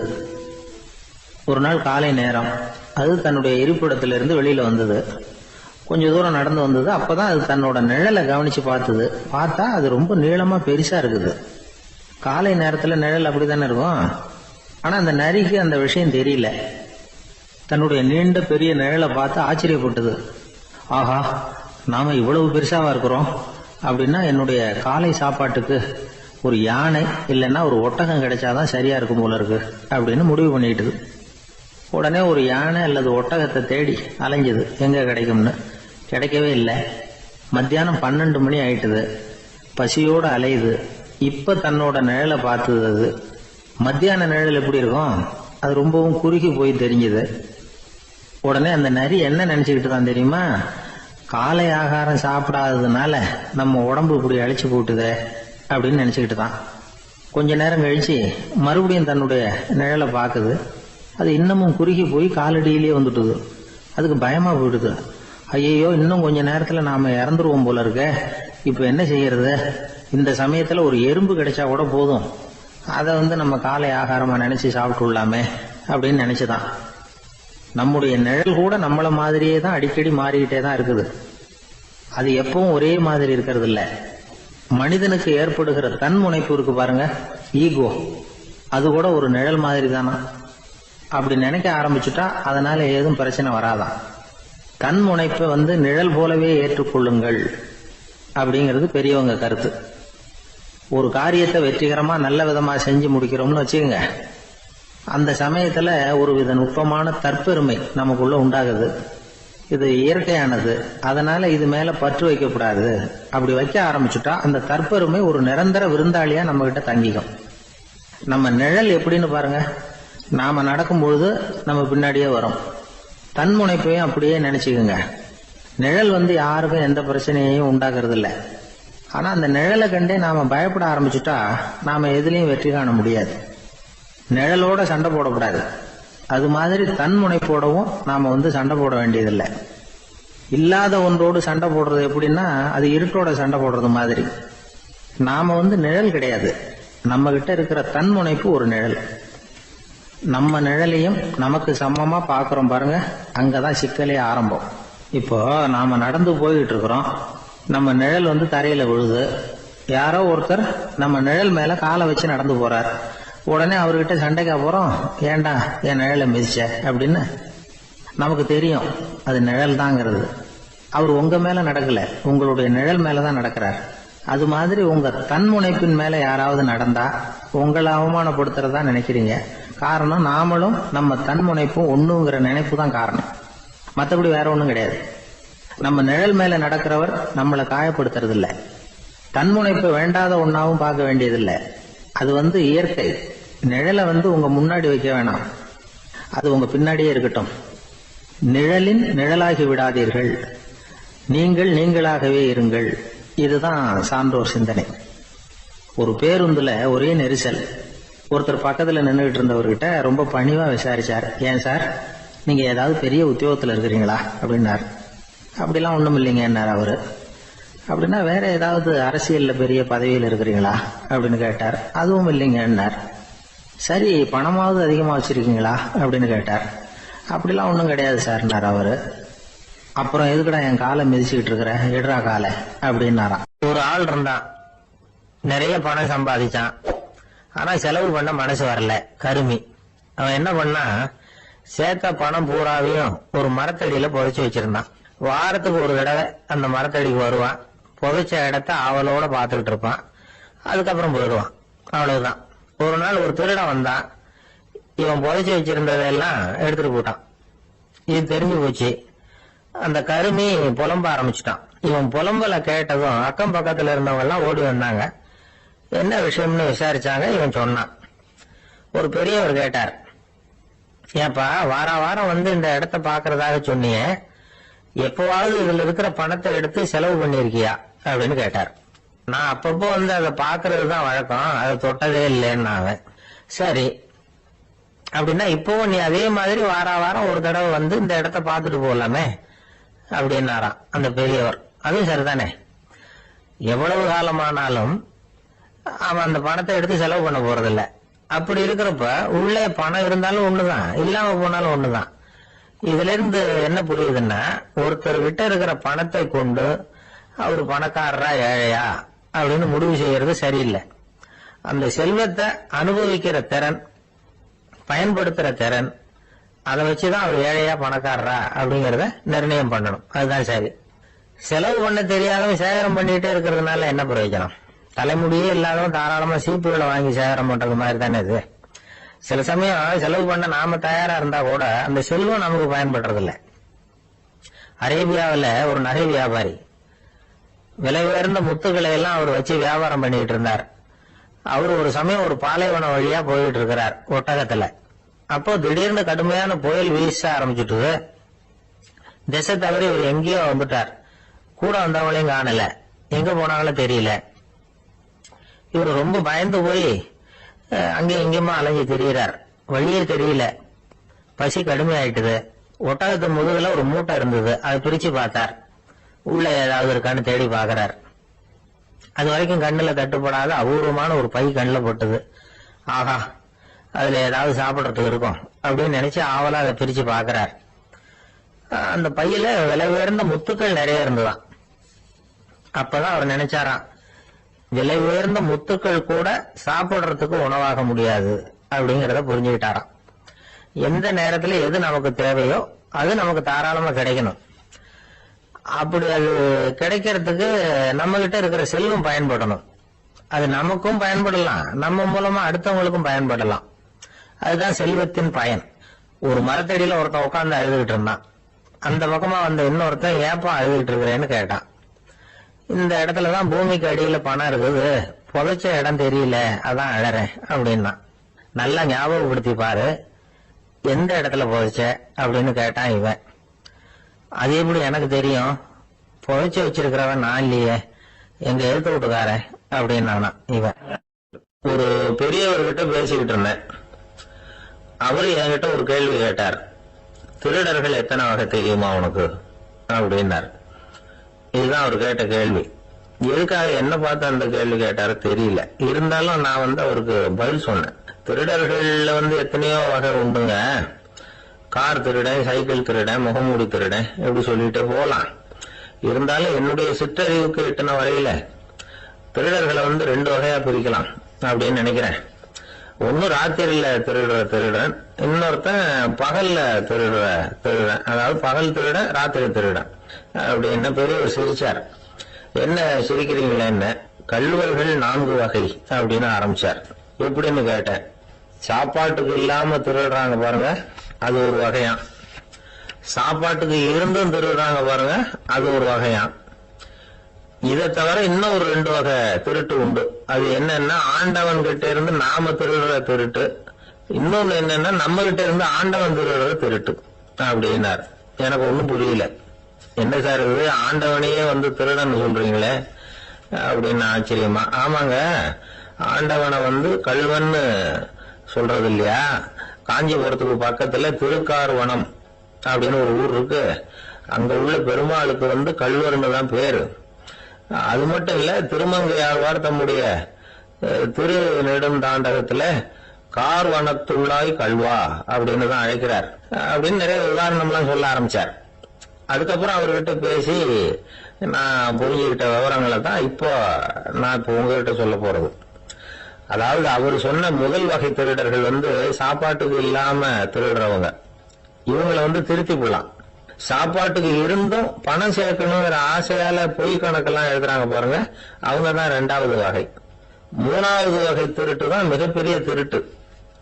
இறைவனுக்கு சொந்தமானதை நம்முடையதுன்னு நினைக்கிற திருட்டு. எது இறைவனுக்கு சொந்தமானது அப்படின்னா ஆத்மா. பகவானுக்கு சொந்தமான ஆத்மாவை நம்முடையதுன்னு நினைக்கிறது தான் அந்த மாபெரும் திருட்டு. இதுக்கு பேரு தான் ஆத்மாபகாரமா. சரி, இதுக்கு பரிகாரம் என்ன? எல்லாம் இறைவனுடையது, நமக்கு ஒண்ணும் இல்ல அப்படின்னு நினைக்கிறது தான் இதுக்கு பரிகாரம். இதெல்லாம் இருக்கட்டும். 4வது திருட்டு ஒண்ணு சொன்னோம்ல, ஆண்டவன் நம்ம கிட்ட இருந்து திருடுறது. அது எப்படி? ஆண்டவனை வந்து கள்வன்னு சொல்றாங்க, அது சரி. அவர் என்னத்தை திருடினார்? இப்போ இன்னொருத்தருக்கு சொந்தமான ஒன்னை எடுத்து வச்சுக்கிறது தான் கள்ளத்தனம். ஆனா ஆண்டவன் எடுத்துக்கிட்டோம்னா இருக்கிறது எல்லாமே அவனுக்கு சொந்தம். அப்படி இருக்கிறப்போ அவரை எப்படி கள்வன்னு சொல்றது? இது என்ன புரியாம இருக்குது அப்படின்னு சொல்லி பார்த்தா அதுக்கும் விளக்கம் சொல்றாங்க அவங்க. அதாவது ஆண்டவனுக்கு வந்து உருவமே கிடையாது, அருவமா இருக்கிறவன், அதாவது உருவம் இல்லாம இருக்கிறவன். அப்படி உள்ள பகவான் வந்து நம்மள மாதிரி உருவத்துல இருக்கிறான். நம்மள மாதிரியே கைய காலு மூக்கெல்லாம் இருக்குது ஆண்டவனுக்கு. இந்த உருவம் நம்ம கிட்ட இருந்து திருடினது தானே. அவன் வந்து தன்னுடைய உண்மையான திருமேனியை வந்து நமக்கு காட்டாம, அதாவது தரிசனம் கொடுக்காம இருக்கிறது கள்ளத்தனம் தானே. அதனாலதான் இதுவும் ஒரு பெரிய திருட்டு, இருக்கிறதுலயே மிகப்பெரிய திருட்டு அப்படிங்கிறார். என்கிட்ட இருந்த பேசிட்டு இருந்தாரு, இந்த விஷயம்லாம் சொல்லிட்டு இருந்தாரு அந்த பெரியவர். அதாவது திருட்டை வந்து ஆன்மீக நோகத்துல அவர் பாக்குறார். நம்ம பார்வையில இதை விட அபூர்வமான திருட்டுலாம் இங்க உண்டு. அபூர்வமான திருடர்களும் உண்டு. ஒரு திருடன் சிறையிலிருந்து விடுதலையாகி வெளியில போனான். கொஞ்ச நாள்ல மறுபடியும் திரும்பி ஜெயிலுக்கு வந்துட்டான். அப்போ சிறை அதிகாரி அவனுக்கு வந்து அறிவுரை சொன்னாராம். ஏன்பா இப்படி அடிக்கடி தப்பு பண்ணிவிட்டு ஜெயிலுக்கு வந்துடுறியே, உனக்கு சொந்த பந்தம் எதுவும் இல்லையா? உனக்கு அப்பா அண்ணன் தம்பிகள் அவங்க கூட எல்லாம் சேர்ந்து வாழணுங்கிற ஆசை இல்லையா அப்படின்னு கேட்டிருக்காரு. அவங்களோட சேர்ந்து வாழணுங்கிற ஆசை எனக்கு நிறைய உண்டுங்க சார் அப்படின்னு அவன். அப்புறம் எதுக்கு இப்படி ஜெயிலுக்கு வந்துடுற அப்படின்னாரான் அவரு. அவங்க எல்லாருமே இங்கதானே சார் இருக்காங்க அப்படின்னு அவன். ஒரு நண்பர் வந்தார். ரொம்ப இறுக்கமா உடை அணிஞ்சிருந்தார். அதாவது ஆடைக்குள்ள அவர் மாட்டிக்கிட்டு இருந்தது மாதிரி தெரிஞ்சது. ஏன் துணி குறைச்சலா எடுத்துட்டீங்களா அப்படின்னு கேட்டோம். இல்லைங்க, எனக்கு எப்பவுமே இறுக்கமா உடை அணியறது தான் பிடிக்கும் அப்படின்னாரு. ஒருத்தர் எப்படி உடை அணிகிறார் அப்படிங்கறத வச்சு அந்த ஆள் எப்படிப்பட்டவர் அப்படிங்கறத கண்டுபிடிச்சிடலாம். உடை அணிகிற விதம் ஒருத்தருடைய மனநிலையை வெளிப்படுத்துதான். இப்ப இறுக்கமான உடை அணிகிறவங்க பொதுவா மன நிம்மதி இல்லாதவங்களா இருப்பாங்களாம், கோபக்காரங்களா இருப்பாங்களாம். ரொம்ப தொலைதொலைப்பா ஆடை அணிகிறவங்க இருக்கிறாங்கல்ல, அவங்க எல்லாம் அமைதியான ஆளா இருப்பாங்களாம், சாந்தமா இருப்பாங்களாம். இவங்க எல்லாம் போராடுறதுக்கு சரியா வரமாட்டாங்களாம். இப்படி ஒரு கணிப்பு இருக்குது. அதனாலதான் போர் வீரர்களுக்கு எல்லாம் இறுக்கமான உடையை தான் கொடுக்கறது வழக்கம். ஆனா சன்னியாசிகளை பாருங்க, அவங்களுக்கு எல்லாம் ரொம்ப தொலை உடைகள் தான். அவங்கெல்லாம் வந்து டைட் பேண்ட் போட்டுட்டு நிக்க மாட்டாங்க சன்னியாசிகள்லாம். அதே மாதிரி சன்னியாசிகள்லாம் காவியோடைய தேர்ந்தெடுக்கிறதுக்கும் காரணம் உண்டு. பல ஆண்டுகள் சோதனை செஞ்சு பார்த்துட்டு தான் சன்னியாசத்துக்கு காவி தான் சரி அப்படின்னு முடிவு பண்ணியிருக்கிறாங்க. இப்ப பௌதீக விஞ்ஞானப்படியும் அதுதான் சரி. அதாவது சூரிய ஒளியில வந்து 7 வண்ணங்கள் உண்டு. ஒரு பொருள் மேல அது விழும்போது அந்த பொருள் நமக்கு சிவப்பா தெரிஞ்சதுன்னா அந்த பொருள் வந்து சிவப்பை தவிர மற்ற எல்லா நிற கதிர்களையும் உள்வாங்கிக்கிட்டு சிவப்பு நிறத்தை மட்டும் வெளியில விடுது. அதாவது விலைக்கு விடுது. அதனாலதான் அந்த பொருள் வந்து சிவப்பா தெரியுது. உடல் ஆரோக்கியத்துக்கு ஓரளவு சிவப்பு தேவைப்படுது. அதனாலதான் காவி உடை அணிஞ்சா சூரிய ஒளி ஓரளவு சிவப்பு விலைக்குப்படும். அதாவது சிவப்பின் பலனும் கிடைக்கும், இந்த சிவப்பின் கெடுதலும் இல்லை அப்படின்னு யோசனை பண்ணாங்க. காவி வந்து உதய வேளையின் நிறம். கீழ் வானத்துல கதிர் உதிக்கிற வேளையில முதல் ஒளி தோன்றுகிற நேரத்துல காவி நிறம் தான் கசி. தியானம் செய்யறப்ப முதல்ல காணக்கூடிய ஒளி காவி நிறம் தான். தியானத்தின் உச்ச நிலையின் நிறம் நீலம். தியானம் வந்து காவி நிறத்துல ஆரம்பமாகி நீல நிறத்துல நிறைவடைகிறது அப்படிங்கிறார் ஓஷோ. நீலம் வந்து தியான சிகரம், காவி வந்து தியான ஆரம்ப குறியீடு, ஒரு சன்னியாசியின் ஆரம்ப தரிசனம் அப்படிங்கிறார் அவர். ஒருத்தர் நாள் பூரா காவி உடைய அணிஞ்சிருந்தா அந்த நிறம் வந்து அவருக்கு வந்து தியானத்தை பற்றிய நினைவை வந்து ஊட்டிக்கிட்டே இருக்கும்.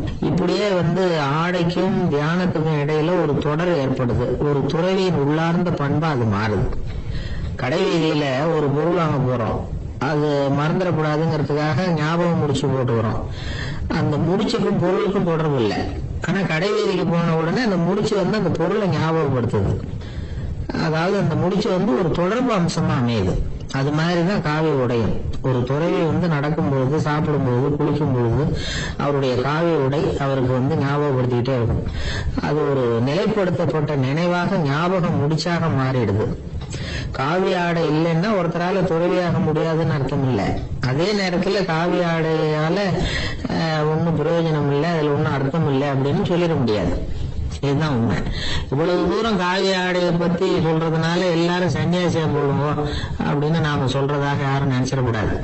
மனசுக்கும் நிறத்துக்கும் உள்ள சம்பந்தத்தை தெரிஞ்சுக்கிறதுக்காக தான் இவ்வளவு. நமக்கு தெரிஞ்ச நண்பர் ஒருத்தர் இருக்கிறார், ஆபீஸ்ல வேலை பார்க்கிறவர். ஒவ்வொரு மாசமும் 20ஆம் தேதிக்கு பிறகு அவர் போய் பாத்தீங்கன்னா காவி உடை அணிஞ்சுக்கிட்டு, கண்ணை மூடிக்கிட்டு, கை ரெண்டையும் விரிச்சு வச்சுக்கிட்டு தியானத்திலேயே உட்காந்துருப்பாரு. ஏன் இப்படி பண்றீங்கன்னு கேட்டேன். அதாவது 20ஆம் தேதிக்கு பிறகு என் கையில ஒரு பைசா கூட கிடையாது, ஒரு சன்னியாசி லெவல்ல இருக்கிறேன், என்கிட்ட எதுவும் செலவுக்கு கேட்காத அப்படின்னு என் மனைவிக்கு நான் சூக்கா உணர்த்துறதுக்காக அப்படி உட்காந்துருப்பேன் அப்படின்னு விளக்கம் கொடுக்கிறார் அவர். ஒரு சிகை அலங்கார கூடம், ரொம்ப சுறுசுறுப்பா எல்லாரும் வேலை செஞ்சுட்டு இருக்கிறாங்க. முடி வெட்டிக்க வந்திருக்கிறவங்க நிறைய பேர், எல்லாரும் வரிசையா உட்காந்துருக்கிறாங்க. அந்த சமயத்துல திடீர்னு கதவை திறந்துகிட்டு ஒருத்தர் உள்ள வர்றார். அவரு ஒரு பெரிய மனிதர், அவரும் முடி வெட்டிக்கிறதுக்காக தான் உள்ள வந்திருக்கிறார். அவரை பார்த்த உடனே எங்க வரிசையில உட்காந்துருந்தவங்க எல்லாரும் எழுந்திரிச்சு அவர்கிட்ட வந்துட்டாங்க. அவரை சுத்தி நின்றுட்டாங்க. எப்படி இருக்கிறீங்க, நல்லா இருக்கீங்களா அப்படின்னு விசாரிக்க ஆரம்பிச்சுட்டாங்க. எல்லாம் முடிஞ்சதும் வந்தவர் கேட்டார், வரிசையில கடைசியா இருக்கிறவர் யார் அப்படின்னு கேட்டார். ஏன்னு கேட்டாங்க. நான் அதுக்கு அடுத்தபடியா உட்காரணும், அதுக்காக தான் கேட்கிறேன் அப்படின்னார். உடனே அங்க இருந்தவங்க எல்லாம் என்ன சொன்னாங்க தெரியுமா, நீங்க வந்து வரிசையில காத்திருக்க கூடாது, நீங்க அரசாங்கத்தின் தலைவர், உங்களுக்கு நேரம் முக்கியம், அதனால நீங்க முன்னாடி போங்க அப்படின்னு சொன்னாங்க. ஆனா அதை அவர் கேட்கல. தோழர்களே, உங்களுடைய கருத்துக்கு ரொம்ப நன்றி, எல்லாரும் வரிசையா தான் வரணும், அதுதான் முறை, வரிசையில வரணுங்கிற நடைமுறையை நானும் பின்பற்ற விரும்புறேன், நாம எல்லாரும் சமமானவர்கள் அப்படின்னார். இப்படி சொல்லிட்டு வரிசையில கடைசியா இருந்த ஒரு நாற்காலியில போய் உட்கார்ந்துகிட்டார். தன் சட்டை பையில இருந்த ஒரு செய்தித்தாளை எடுத்தார், படிக்க ஆரம்பிச்சிட்டார். ஆனா அங்க இருந்தவங்களால இதை வந்து பாத்துக்கிட்டு சும்மா இருக்க முடியல. ஒருத்தர் எழுந்திரிச்சு வந்தார். ஐயா, இப்ப என்னுடைய முறை வந்திருக்குது, நான் தான் போக வேண்டிய முறை, உங்களை இங்க காத்திருக்க வைக்கிறத விட ஒரு 5 ஆண்டுகளுக்கு கூட நான் வந்து முடிவெட்டிக்காம இருந்துட முடியும் அப்படின்னார். அவர் மறுபடியும் சொன்னார், ஐயா, நீங்க வந்து வரிசை முறையை தாண்டி போக விருப்பப்படல, சரி, ஆனா என்னுடைய முறையை வந்து மாத்தி கொடுக்கறதுக்கு எனக்கு வந்து முழு உரிமை இருக்குது. இதுக்கு பதிலா உங்களுடைய கடைசி இடத்தை நான் எடுத்துக்கிறேன், இதை நீங்க மறுக்க முடியாதுன்னார். அங்க இருந்த மத்தவங்களும் இதை ஒரு மனசா வற்புறுத்த ஆரம்பிச்சுட்டாங்க. அந்த பெரிய மனிதர் பார்த்தார், சரின்னு கடைசியா ஒத்துக்கிட்டார். அவர் யார் தெரியுமா, அவர் தான் மாவீரர் லெனின். ரஷ்யாவில கிரெம்ளின் சிகை அலங்கார கூடத்துலதான் இது நடந்தது. எல்லாரும் இந்நாட்டு மன்னர்கள்னு வாயளவுல பேசுறதுல என்ன பிரயோஜனம், நாம எல்லாரும் சமங்கிறது நடைமுறையில கடைபிடிச்சு காட்டினவங்க கொஞ்சம் பேர் தான். அவங்கள ஒருத்தர் தான் லெனின். வரிசையில நின்று வர்றதுங்கிறது ஒரு சிறந்த பண்பு, உயர்ந்த பண்பு. இன்னைக்கு பல இடங்கள்ல அது நமக்கு தேவைப்படுது. ஒரு ரேஷன் கடைவாசல், கடை திறக்கிறதுக்கு முன்னாடியே எல்லாரும் வந்து வரிசையில நின்றுட்டாங்க. கடைசியா வந்த ஒருத்தர் கியூல முன்னாடி போறதுக்கு முயற்சி பண்றாரு. ஏற்கனவே நின்றுட்டு இருக்கிறவங்க அவரை முன்னாடி போறதுக்கு விட மாட்டேங்கிறாங்க. கடைசியா போய் நில்லையா அப்படின்னு எல்லாரும் கத்துறாங்க. அதான் அவர் காதுல வாங்கல, முண்டி அடிச்சுட்டு முன்னாடி போறதுக்கே முயற்சி பண்ணிட்டு இருக்கிறார். எல்லாரும் சேர்ந்து அவரை வலுக்கட்டாயமா இழுத்து கொண்டாந்து பின்னாடி கொண்டு போய் நிறுத்திவிட்டாங்க. நிறுத்திவிட்டு சொன்னாங்க, இத பாருப்பா, நாங்க இருக்கிற வரைக்கும் நீங்க முன்னாடி போய் எதையும் வாங்க முடியாது, தெரிஞ்சுக்கோ அப்படின்னாங்க. இப்போ அந்த ஆளு சொன்னாராம், நான் இங்க பின்னாடி